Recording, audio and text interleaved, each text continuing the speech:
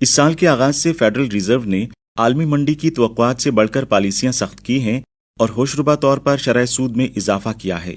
इसके नतीजे में अमरीकी डॉलर की मार्केट में सरमाए की नुमाया आमद हुई है, जिसकी वजह से आलमी मालियाती मंडियों में बदतरीन उतार चढ़ाव और शरह मुबादला में गैर मामूली तब्दीलियां आई हैं। इसके नतीजे में बहुत से ममालिक ने महंगाई का सामना किया है, जबकि कीमतें मुसलसल बढ़ रही हैं। अभी जो आपका डॉलर का बुरान आया है, तो आपके अपने बैंकों ने, आपके अपनी ब्लैक मनी ने, आपके अपने इंडस्ट्रियलिस्ट ने डॉलर का ये बुरान इतना पैदा कर दिया जिसने पूरी मुल्क की मईशत को एक प्रॉब्लम में डाला हुआ है। इस साल मार्च में पाकिस्तान की कलील मुद्दती अफराते ज़र की शरह, जिसकी पैमाइश हसास कीमत के इशारिये SPI से की जाती है, साल ब साल 46.65% बढ़ गई, जिसने एक नया तारीखी रिकॉर्ड कायम किया। एक ही वक्त में कंज्यूमर प्राइस इंडेक्स में साल ब साल 35.37% का इजाफा हुआ।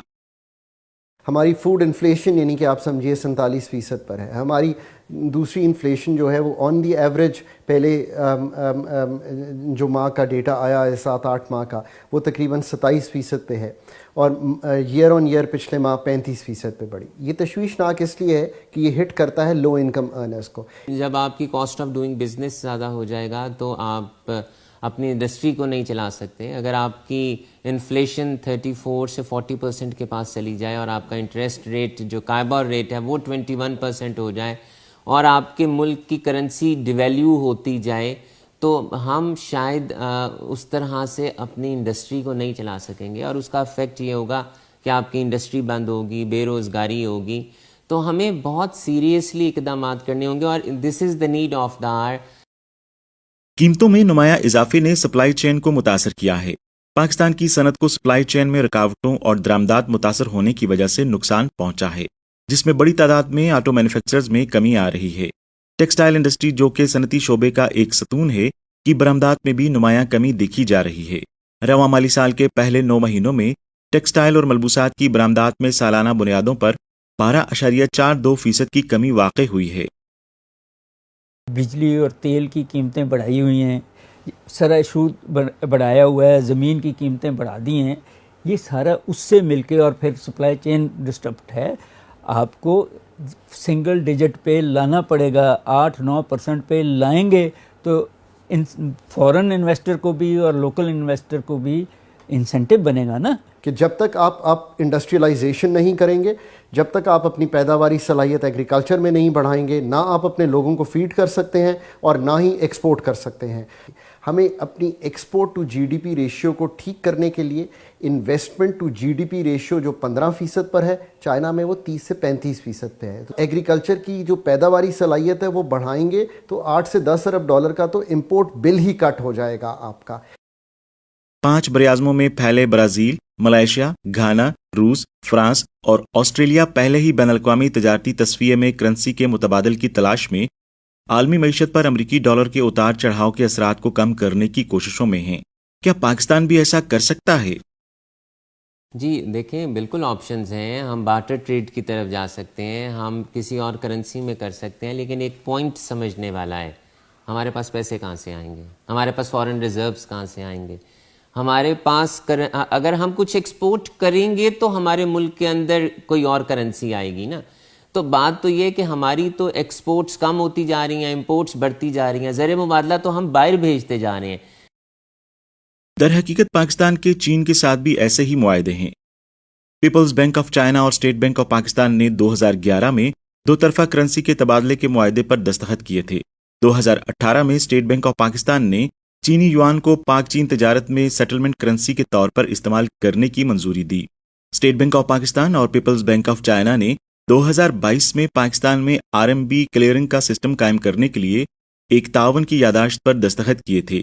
ये चीन और पाकिस्तान दोनों में कारोबारी इदारों और मालियाती इदारों को दो तरफा तिजारत और सरमायाकारी में सहूलत फराहम करते हुए युआन में सरहद पार लेन देन करने की इजाज़त देता है।